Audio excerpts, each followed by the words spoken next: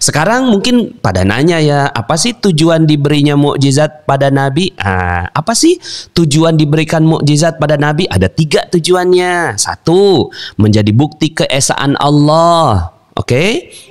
Menjadi bukti keesaan Allah. Yang kedua, menjadi bukti kenabian dari Nabi Muhammad SAW. Dan yang ketiga, juga menjadi semangat bahwa umatnya juga bisa menjadi ajaib. Nah, nih ya, menjadi semangat bahwa umatnya juga bisa menjadi ajaib seperti beliau. Walaupun kalau kita bukan mukjizat ya, tapi kalau kita namanya ma'unah.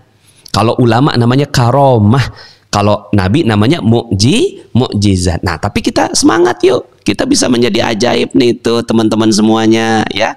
Insya Allah kita bisa menjadi anak ajaib, makhluk ajaib, remaja ajaib ya. Apalagi suami ajaib, istri ajaib, orang tua ajaib ya.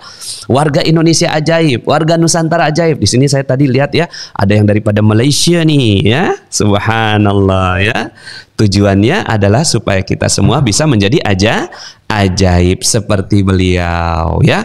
Tapi jangan bilang kayak gini ya, saya dapat mukjizat dari Allah. Nggak boleh. Tapi ngomongnya gimana? Saya mendapatkan ma'unah ya, ma'unah. Ada yang mau? Mau dong pastinya. Terus gimana dong Pak Nas caranya? Nah, caranya. Ada yang mau tahu caranya nggak nih ya? Saya mau sekarang Ustadz mau kasih bocorannya ya. Apa bocorannya Ustadz? Nah, ada 5 yang harus kita lakukan supaya kita juga bisa ajaib. Apa saja? Nah, ini dia ya. Cara menjadi ajaib. Tuh, 1. Jangan buat dosa satupun. Nih ya, cara menjadi makhluk ajaib, jangan buat dosa satupun. Ini mau ajaib tapi buat dosa, mata dosa, telinga dosa, lisan dosa, tangan dosa. Ya, waktu juga berdosa karena dipakai buat yang nggak jelas ya. Gabut katanya ya anak muda sekarang ya, nggak jelas gitu kan. Lihat-lihat HP, ngelihatnya yang dilarang. Terus mau jadi ajaib? Hello, nggak mungkin bro. Ya. Jadi Nabi itu nggak buat dosa. Terus Pak Nas gimana dong Ustadz ya? Nanti kita ya kalau dosa 1, nah pas dosa taubat lagi gitu loh. Dosa taubat, terus jangan mau buat dosa. Kan sekarang ini kan kita diajak-ajak buat dosa sama orang barat, ya nggak? Akhirnya sekarang ini ya coba tuh ya, panutan kita aja orang-orang yang buat dosa, ya nggak? Coba ya sebutin 1 artis gitu kan, ya kena narkoba, kena miras, kagak sholat, orang nggak Islam, ya kan? Ya, macem-macem. Terus kita jadiin dia idola gitu. Hello, nggak mungkin jadi ajaib. Jadi ini yang nomor 1. Memang kita manusia biasa, Ustadz juga sama.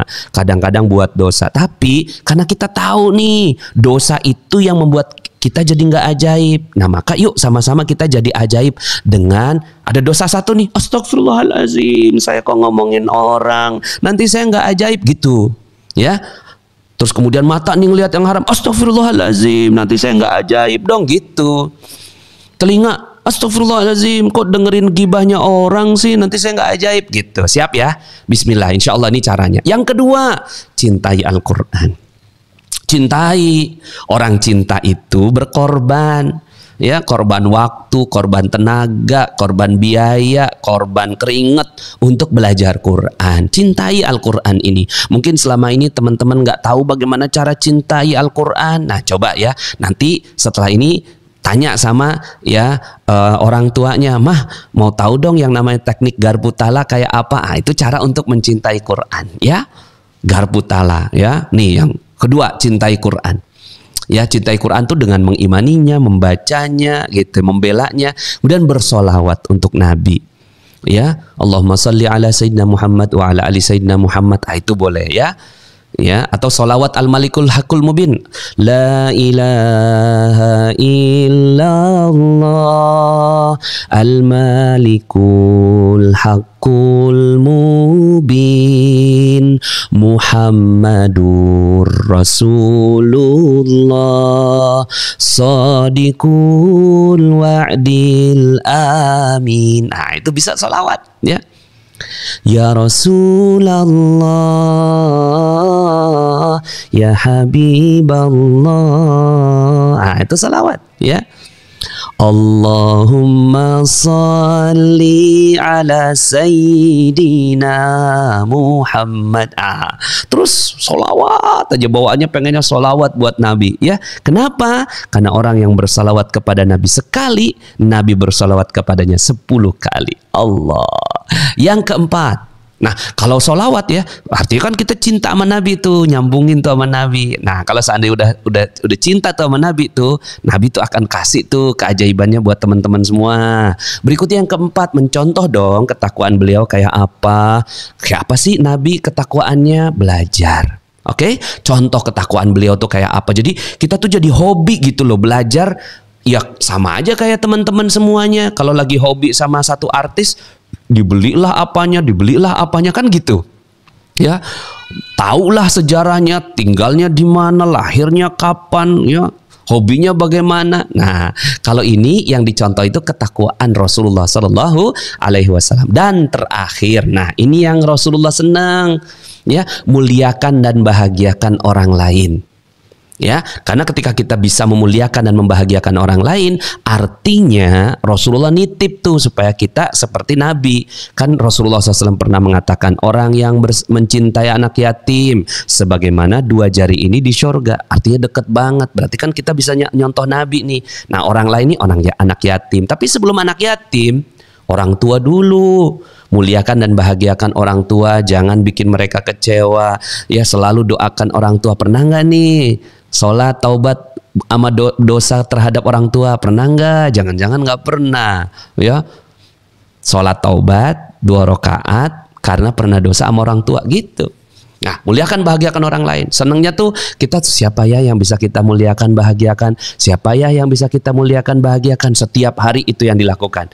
Insya Allah, bukan insya Allah lah ya, pasti ya jadi ajaib biiznillah, atas izin Allah, biiznillah ya. Nah ini cara menjadi ajaib ya. Kalau cara belajar sekarang tinggal screenshot cekrek ya, silahkan ya. Mudah-mudahan ini bisa menjadi jalan teman-teman semua jadi ajaib. It's now your turn to be a miracle person. Ya. Jadi ini adalah ini terakhirnya Ustadz ya. It's now your turn. It's your turn. Ini sekarang giliran Anda to be apa?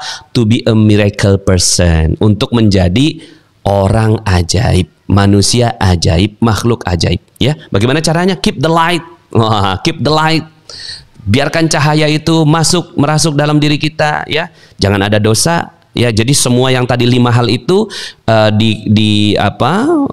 singkat dengan kata-kata keep the light.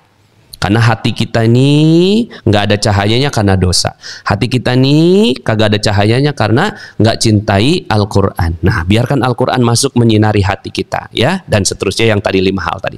And be a prophet neighbor. Oh, mudah-mudahan ya semuanya jadi prophet neighbor. Prophet neighbor. Apa tuh private neighbor Pak Nas? Jadi tetangganya Nabi. Oh, tetangganya Nabi di surga. Mudah-mudahan kita semuanya insya Allah jadi tetangganya Nabi di surga. Deketan gitu ya. Deketan biar bisa ketemu terus sama Nabi insya Allah di surga.